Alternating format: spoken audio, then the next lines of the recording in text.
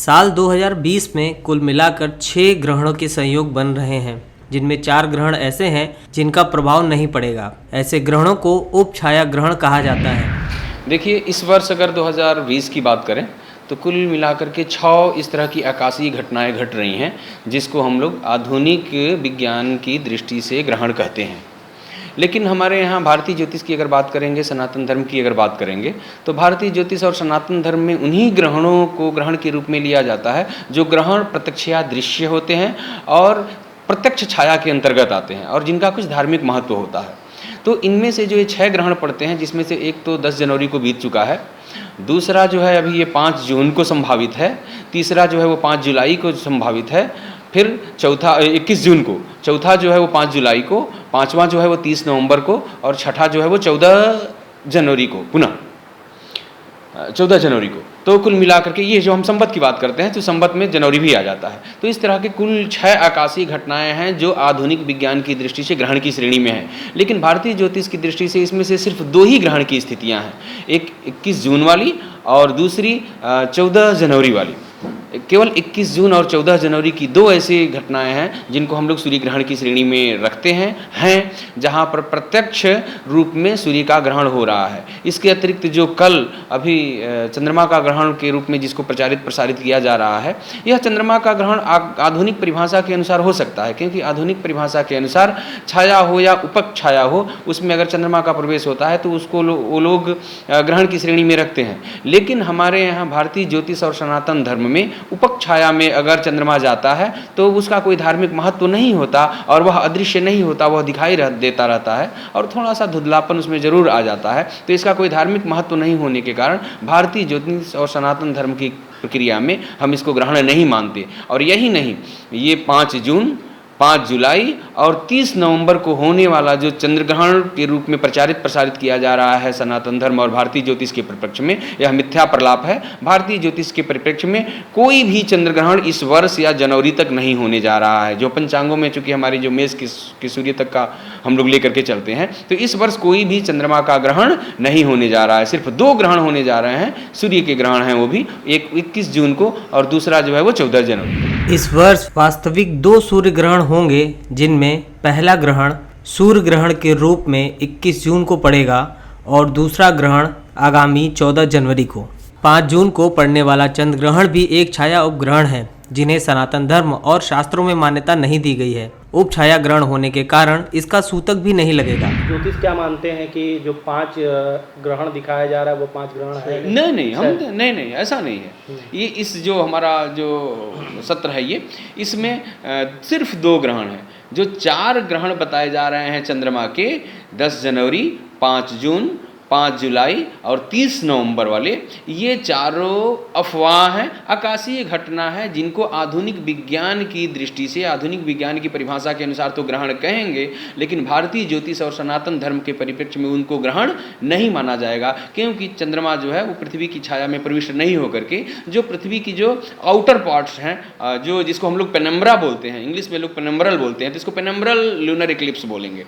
अर्थात ये चंद्रमा का उपक्षायी ग्रहण है, अर्थात चंद्रमा जो है वो उप छाया में जाता है, तो वहाँ चंद्रमा का अभाव नहीं होता है। हमारे यहाँ ग्रहण की स्थिति यह है कि ग्रहण पड़ जाने पर चंद्रमा का कोई भाग नहीं दिखाई देना या चंद्रमा का नहीं दिखाई देना। और जब आप इन 5 जून को कल ही देखेंगे आप छत पर जाकर के या खुले आसमान में, चंद्रमा पूरी तरह से दिखाई देगा। हाँ, ये है कि चूंकि काउंटर शैडो है उसके ऊपर, तो थोड़ा सा उसका मलिन वर्ण जो होगा वो धुंधलापन जरूर दिखाई दे सकता है। जैसे कभी कभी बादल आ जाता है सामने तो चंद्रमा मलिन दिखने लगता है, वैसे ही यहाँ पर भी दिखाई देगा। तो इस स्थिति को हम लोग ग्रहण नहीं मानते, ये ग्रहण नहीं है। क्या टाइमिंग है गुरुजी कल इसकी रात के 11 साढ़े 11 बजे के आसपास से शुरू होकर के वो हो रहा है, तो इसलिए इसका कोई महत्व नहीं। देखिए, हमारे यहाँ भारतीय ज्योतिष में उन्हीं चीज़ों की गणना की जाती है जिनका कोई धार्मिक महत्व होता है।